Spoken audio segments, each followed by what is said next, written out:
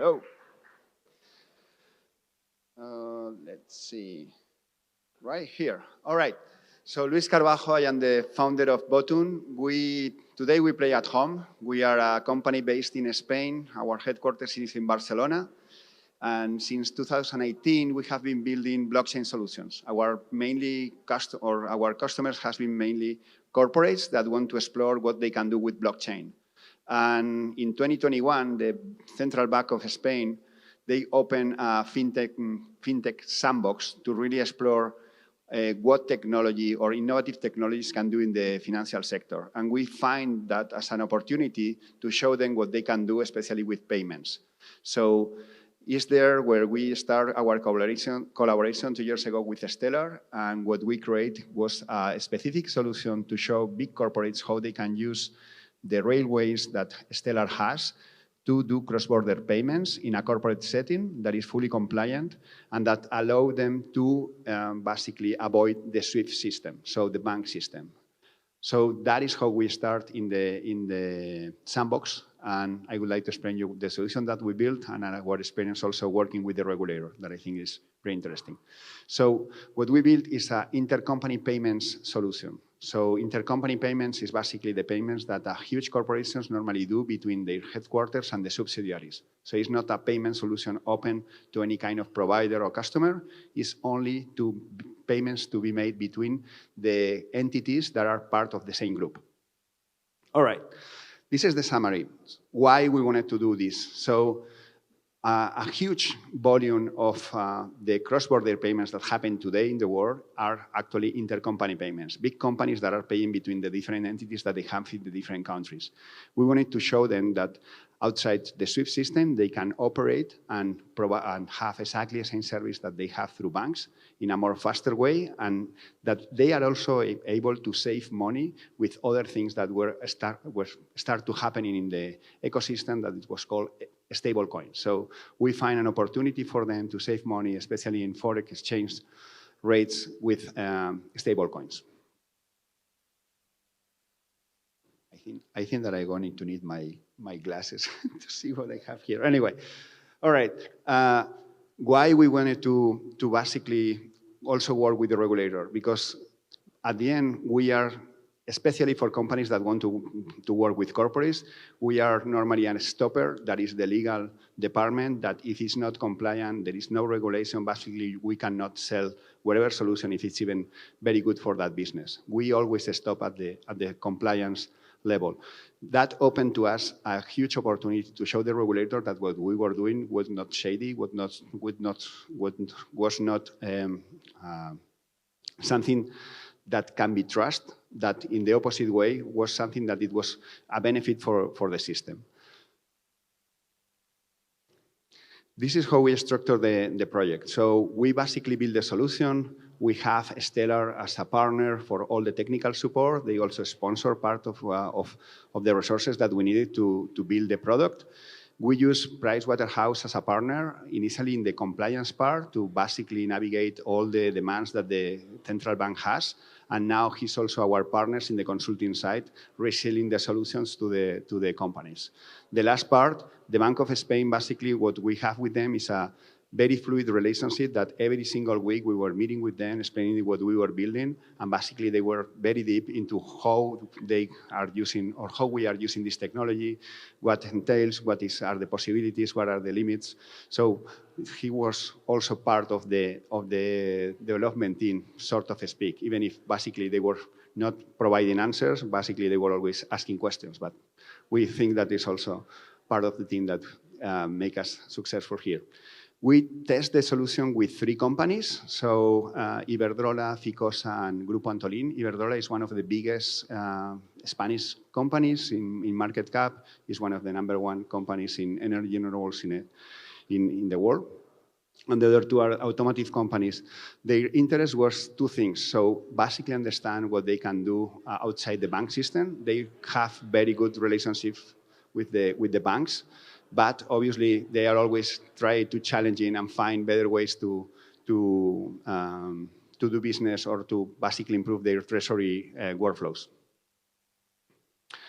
This is how basically the solution works in a very simple way. So a company that is the headquarters is that the admin of the solution, they create the workflows for that, and on the other side, you have the subsidiaries that are going to be the ones that are going to be the making or receiving the payments.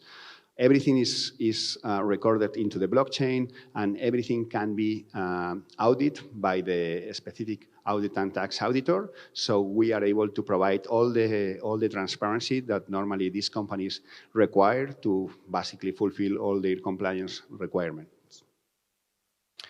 In a more detail, basically what we step is we are like a step in the middle between the headquarters and the subsidiaries. So basically the headquarters set up all the process, we establish all the smart contracts that are going to manage all the workflow, and we record everything that happened between the headquarters and the subsidiaries into the blockchain, doing an initial process to settle in all the invoices, and at the end, with the balance, we are going to make the payments using the Stellar railways, the Stellar infrastructure. Everything can be audited, and everything can be also be visible for the regulator if they require so. That is also an important part. This is how basically it works. So basically the company set up the workflow. So basically it's specifically defined who need to be receiving what is the rate, what are the connections that they have with their ERP systems. After these workflows are set up, all the parties that participate in this solution, they get the inputs in the invoices, or they are all put into the system. We process all the invoices between all the subsidiaries and the headquarters. We identified the ones that were a problem in the sense that they are maybe a duplicate, maybe it's something that they were not supposed to receive. One of the things that we find out is that these big corporations, some of them, they don't have everything integrated because some countries, they have different systems, so they are not part of the same ERP. So there are some problems that happen sometimes with the invoices. So we flag these invoices that are not supposed to be settled automatically. Once we resolve the issues that we identified, we are ready to process to the next step. The next step is for us to do a netting process. So basically, we cross all the invoices between all the parties, and basically we define that in the most efficient way that entity A needs to be receiving a payment from C, B from D, and the headquarters is basically managing all these processes. We reduce the number of transfers that they do because we basically operate and make that more efficient. All this netting process is recorded into the blockchain, so you can easily see what has happened, and that is really important for the audit part of it. So all the things need to be transparent for the auditor, that when they go and check the books, that they understand what the flows has been, even if there has not been payments between the parties. And the last part is the payment. So with all the balance that we define, so who need to pay what or who need to be receiving the payments, we use the Stellar infrastructure to handle that process. The way that it works is that the companies normally, they send through their bank system the money to Vottun. We do the ramp on to crypto, and the ramp off in the other side of the world. That is obviously digital, but we do like a receiving in a different wallet that is also owned by Vottun, and do the ramp off to the bank of that specific subsidiary in the other part of the world. The process, it takes literally seconds, so they are able to see the funds, they are able to see that the money has been received, and is expediting very quickly, or expediting all this process in a big way. What are the benefits that we were trying to accomplish with that? And we thought that the process was going to be really fast, and that the corporates were going to basically jump in and say, oh, this is great, let's find out how we can implement that with our treasury department. The benefits that we were basically providing them, the one that is not really related with the infrastructure of making the payment faster is the transparency about the netting process. So for the first time, even if they were using different finance systems, they were able to find everything all related with all their intercompany payments in one place in a very transparent way. And they can audit in a very easy way all this netting process that in the past normally required several resources to check in on what was happening with that netting process every month from the different treasury departments across the world. The second part is that we were able to show them, and that was very important for some countries in which the SIP system is not working very efficiently, because literally it takes days to get some transfer for those specific geographies, that they can operate outside the banking system or the SWIFT system. In some specific geographies, that is important because these corporations, sometimes they have issues with the government to take money out of that country. The last part was they were able to see that the settlement of these payments were made instantly or almost instantly. That is kind of good for them because they can play more in the treasury departments with the funds that they are handling. And the last part, it was the savings part of it. On that part, it's still a little bit challenging for the ramp-on, ramp-off cost that we have. And these corporations, normally they have very, I will say, very adjusted rates from their banks because they are moving huge amounts of funds. So it's difficult to compete on those savings part. But when we take it to more the forex exchange possibilities of using stable coins, that is where we find the alpha and the interest to continue with this. And the last part is the easy or the benefits of integrating with blockchain outside their legacy systems that basically help them to integrate in a more easier and faster way. That's what we have. After 1 year or so, we get the green light from the regulator. So the Bank of Spain basically provide the summary, detail, and analysis of what we have done with them. They give us the green light to operate and use this solution with big corporates and basically operate with that. Has been for us a really real challenge because the regulator, what it says every week that they were asking a lot of questions, a lot of documentation to be provided. But at the end of the day, I think that it has been really worthy because what I said, if not, basically in these kind of companies or big companies, we normally have a stopper that is the regulation. If they don't feel that is completely compliant and that they can really trust what they are doing and they are not going to have any kind of issue with the rules that we have today, they are not going to buy it. In terms of the lessons learned from our process with the regulators, I think that is useful if you guys are thinking on testing some of your solutions and challenging the regulator or finding ways to work with the regulators. We find that they honestly are really curious about that technology, that the reality is that they are not very well trained. They don't have a clue of what's going on outside their walls. So it's challenging, but they are really willing to learn. So from that point of view, I think that has been a positive experience, even if for us has been challenging in the sense of that they were requesting too much stuff for us. One thing that is, I'm not surprised, they were really worried about all the EML or anti-money laundering practices as part of what you guys are able to, or that the solution can provide. So that was one special focus for them because everything that is outside the banking system for them is something that is like outlaw and they don't trust. So all the AML practices need to be really spot on because if not, it's very difficult to convince them that you are not going to do something wrong with your solution. The last part that for us was a really surprise is that they also were really key and they were requesting a lot of things related with the data privacy of the solution, even if it was a B2B solution, and that when we were testing that, we were with fake users, fake money, fake everything. They request a lot of information on how we were going to handle all the GDPR laws. The last part is that's related with our company. We are a small company and we don't have too much resources in the sense that we are still a very young company we are now 18 people in Barcelona, so very small. And they were requesting us so many documents, so many information that we were not prepared for it. So they were basically requesting exactly the same that to some projects like from the Bank Santander or something huge like that. For us, it was really challenging because we were not ready from that point of view. And the last part that we have learned with that is that the corporates are really curious about what they can do.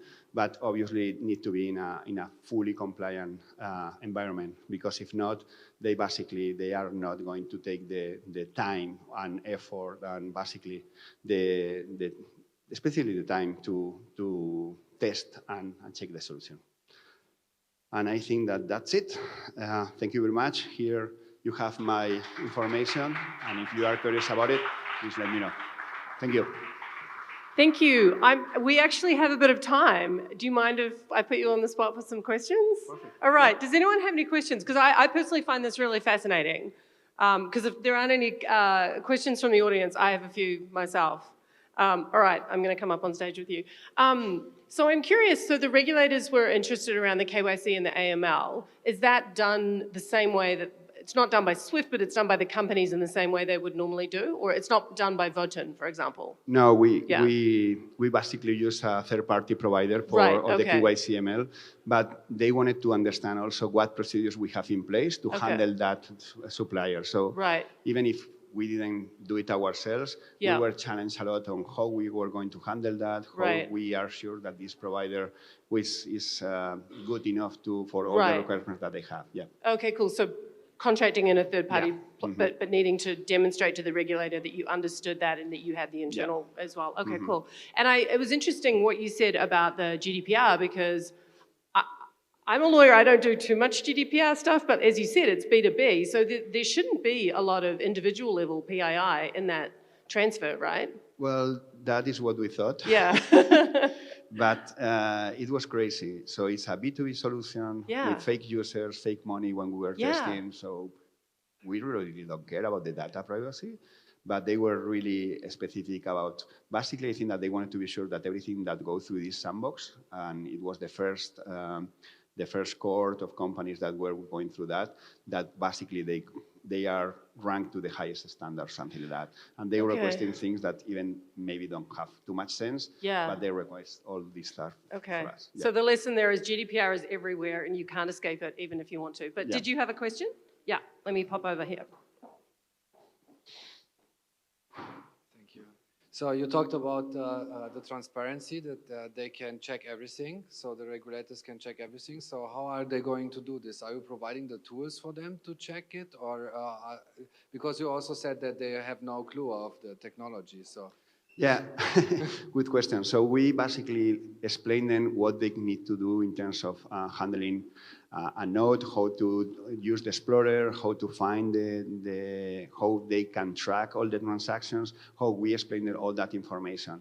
And what we have done is that we basically, part of the tool, we provide an access to the auditors, so to the legal company that is going to audit the firm, so they can see all the transactions done and basically check them directly with the explorers of that specific solution. Yeah. So this is about the Stellar blockchain, like normal payments. Are you also using smart contracts for something?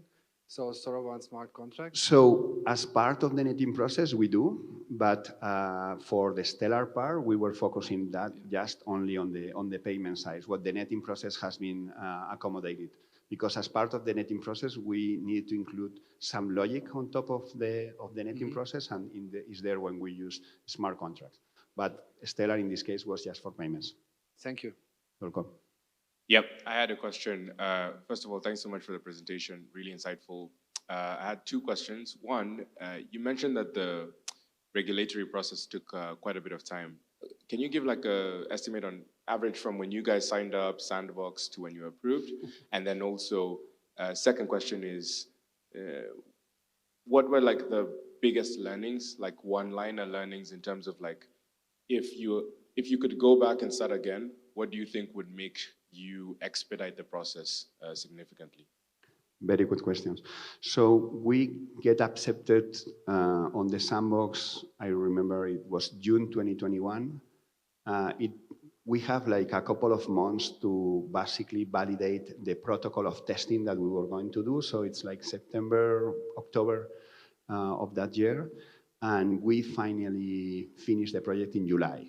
But from July to get the green lights with all the documents from the regulator, it takes another additional 6 months. So it wasn't in our end, but basically waiting for the central bank. Well, the thing is that the Central Bank of Spain, their summary and all the things that they have done with us, they basically send it to the Treasury Department in Spain, also the other agencies that they were involved or touched by this kind of projects, and they all of them need to say that it's okay. And for that process, it took them 6 months. And for us, we were done and we were ready to go, but it was 6 months later that we have the final agreement from them. And in terms of the learning, so in our case, it was a good way to get in front of corporates and say, hey, you can do that, it's okay. And it's okay because we have somebody that is the central bank that can tell you that it's okay, right? If you don't need the okay from the regulator, maybe you should avoid that because the market, el go-to-market or the timing for go-to-market, it becomes really slow. So it's up to you, depending on what is your final users in this case for the solutions. Awesome, thanks so much. And bonus question, like what markets can you guys now support and serve once you've now been approved by the regulator in Spain? So is it just Spain or it's global? So no, so the corridors that we habilitated with the initial batch was US, UK, Romania, Poland, and Mexico. So these 5. All right, thanks. You're welcome.